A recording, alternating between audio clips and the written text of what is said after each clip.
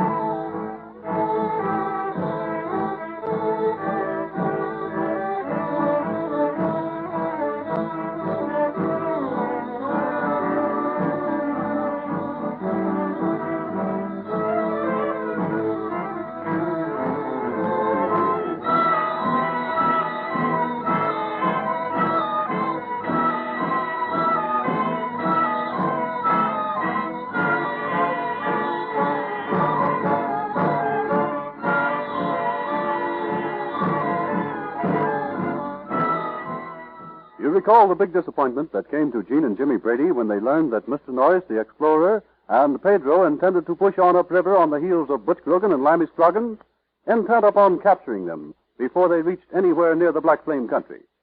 The disappointment was that Jimmy and Gene were to be left behind at the trading post, and the Brady youngsters just can't see why this should be. Their father is a prisoner somewhere up country, and Jimmy and Gene are here to rescue him. Anyway, they take Quito, the Indian boy, into their confidence, and plans are being made that the three of them will follow Mr. Noice soon after he pushes off. And right now, we find Mr. Noice and the white trader Morton in the living room at the post station. They are talking things over. You know, Morton, youngsters of the present day continue to be more or less of a puzzle to me. Oh, and to me also, Noice, and especially the Bradys. Two exceptionally alert youngsters. Yes, exceptional is the word. By George, just think. They've come all the way up here into the heart of the jungle. Never a thought of danger to themselves. Just one thing in mind, the rescue of their father. And so I'm to be guardian of little Gene and Jimmy till you come back, or else the aeroplane arrives, is that it? Exactly. And before I go, I'll draw a map, leave all the instructions I can. Mm-hmm. You hand them to Donovan and have him hurry upriver and pick me up. And you'll leave sufficient sign so that your trail will be easily read? I mean at the river forks? Yes, plenty of sign. And I only hope you can keep those two young daredevils contented here. Somehow or other, I'm just a little suspicious. Suspicious of what? I don't exactly know. But things are altogether too quiet to suit me. I mean, Jimmy and Gene are. Too quiet? I don't understand. No, I suppose not. And if you had lived with these two for the last few weeks as I have, and listened to their plans, oh, yes, and they can do lots of planning. I think I begin to see what you mean. That they are taking this decision of yours too quietly. Yes, exactly. Yes, I had rather expected that they'd both kick up quite a fuss. After all, it's their party. I'm only a sort of a volunteer, as it were. It's their father, you know. But you aren't having suspicions that they intend trying something on their own? No, I wouldn't be a bit surprised. No, Morton, not a bit surprised. Oh, but, well, there have been so many things to capture their attention since coming ashore here. And, of course, their new pal, Quito. Yes, that's just it. Quito is my biggest worry right now. Before this, I had but two to contend with. Now Quito makes three. 3 youngsters, Morton. That's much worse than just 2. And you think the Bradys perhaps have taken Quito into their confidence, seeking his advice or assistance? Yes, I'm almost sure of it. I've had my eye on them for quite some time. 3 of them have had their heads together in a huddle, so to speak. And when youngsters of their age get in huddles, well, you know what to expect. Oh, yes. By Jove, I'd give almost anything to know what they're up to. I really would, you know. Yes, so would I. It would relieve me greatly just to know what's what. Well, but leave it to me. You know, I've already invited them to go with me across to the South Bank tomorrow, We're going to pick up an anaconda. I have an order for some big snakes. Mm-hmm. And Quito is going along, too? Oh, certainly. I couldn't get along without that young fellow. Now, there's a real big game hunter, Noice. One of the best in the business. Just a boy, but all boy. Mm. Yeah, listen, Morton. Suppose we have a talk with Quito. We might learn plenty to our advantage, huh? By Jove, come to think of it, I haven't seen Quito around for several hours. Yeah, neither have I. But I do know that both Jimmy and Jean have been down at the landing for the same several hours. Mm-hmm. They seem to be waiting for someone coming down the river. Oh, Quito, eh? I imagine so, yes. Then you actually think that the youngsters will pull out of here shortly after you do, or follow you, as it were? I think so, yes. That's what I mean by being altogether too quiet. They haven't argued with me, nor coaxed either. They're good at both, you understand. Yes. Wait. Just a second. I think I heard... Yes, it must be. Just a moment, Noice. Will you bring him in here? Quito! Quito! Si, Senor Morton. Will you come in here? Si, Senor. You wish I do something for you? Yes, Quito, but come in. Mr. Noice, this is Quito, the one and only hereditary chief of his tribe, and only 16 years old. This is Mr. Noice, Quito. Hello, Quito. How are you? I am well, sir. Thank you. I am also very much pleased to meet the white senor that explore in this place. Thanks, Quito. And I'm happy to meet you. But tell me now, how do you like your two new playmates, eh? Ah, Senor Noice, I am so happy. I have never no time before speak with the senors and senoritas of my own age. It is nice, see, senor. You like them, eh? See, very much.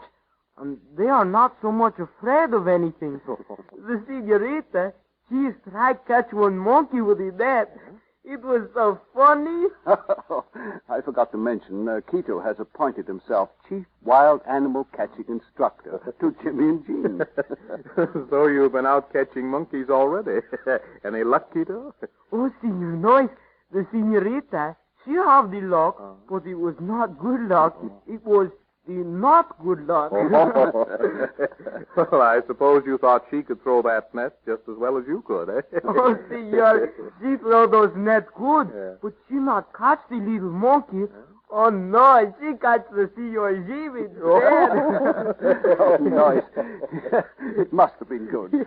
I didn't actually see it, but I did hear the howling and the yelling. Miss Jean threw the net at a monkey, and it landed nicely, I understand. But unfortunately, Mr. Jimmy got in the way. And both Jimmy and the monkey were under the net at the same time. By George, that must have been funny. But what happened, Quito? Both the Senor Jim and the little monkey, they get mixed up in the net. But the Senor Jim, he gets the more mixed up. The monkey escaped. See, Senor Noice. Miss Jean, of course, had all the best of it, eh? See, Senor Noice.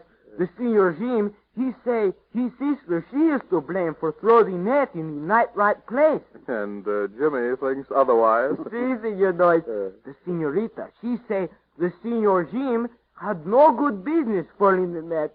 And we laugh so very much. Oh, very good, Quito. But now, Mr. Noice and I would like to know something. Si, Senor Morton. Look now, Quito. Just what are the plans you three have made today? You've done a lot of whispering, I noticed that. Si, Senor Morton. We whisper also very much. For we speak of those things which must be whispered. Must be a whisper, eh? So that I don't hear? Huh? No, Senor. The Indian of my people, they must not hear. We speak of bad magic of the jungle, the white queen of the crocodile, who has the hair of bright gold. We speak of the men of the no heads. Oh, I see. That old story is back again, eh? The headless men. Si, Senor. With the one big eye. Here, in the middle of the chest. Oh, so that's it. Yeah, Morton, you've been reading the travels of Sir Walter Raleigh to him, eh? Oh, indeed I have. But merely trying to dispel from his mind that story about headless men is a myth. Just a story. But he still speaks in whispers. Oh, I know, but don't blame me. These Indians up here seem to have had that story handed down to them for hundreds of years. They appear to know more about headless men in the upper jungles, much more than we do. Oh, it's funny, isn't it? Ah, but, senor, it is not funny. I will not laugh. I must speak in the whisper. Well, the sooner we drop this headless men stuff, the better, I guess. Yeah, but come now, Quito. Haven't Jimmy, Miss Jean, and you been up to some other tricks? Just what plans have you three made to follow me upriver, Quito, don't tell me that you've lost your tongue now.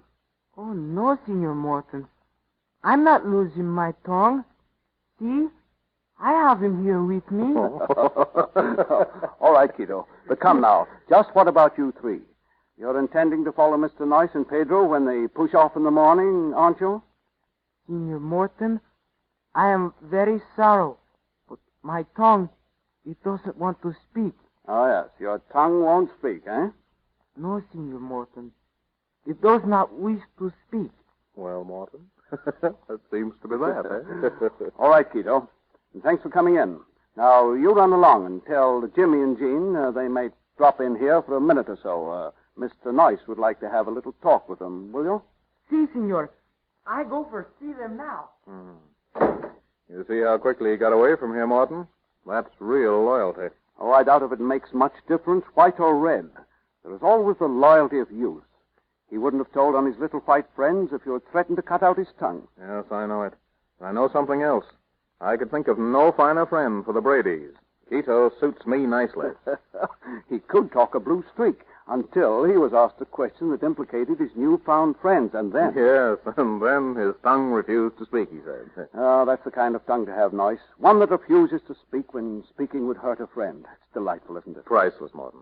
But anyway, it looks like our fears were well grounded. You know something? Mm-hmm. I'll bet they are going to borrow one of your post dugouts, dock it for the river, and the three of them will be following in my wake by this time tomorrow. Oh, I wouldn't put it past them. You just can't hold youngsters down nowadays. They each and every one of them have minds of their own. Yeah, but don't think for a second they're disobedient. No, it's just the opposite. And notice something else. What? Neither Jimmy nor Jean ever promised they would stay behind at the post. No promise. If they had, they wouldn't break it, you see. Well, what's to be done now? Have you any thought in mind? Yes, I have. We'll let them stalk the battle on, but we'll fix it so the big dugout just won't pull out, you see. Oh, good idea. We better start arranging things now, then. Yes, and I'd like to see their faces when they step aboard and try pushing off. It ought to be rather funny.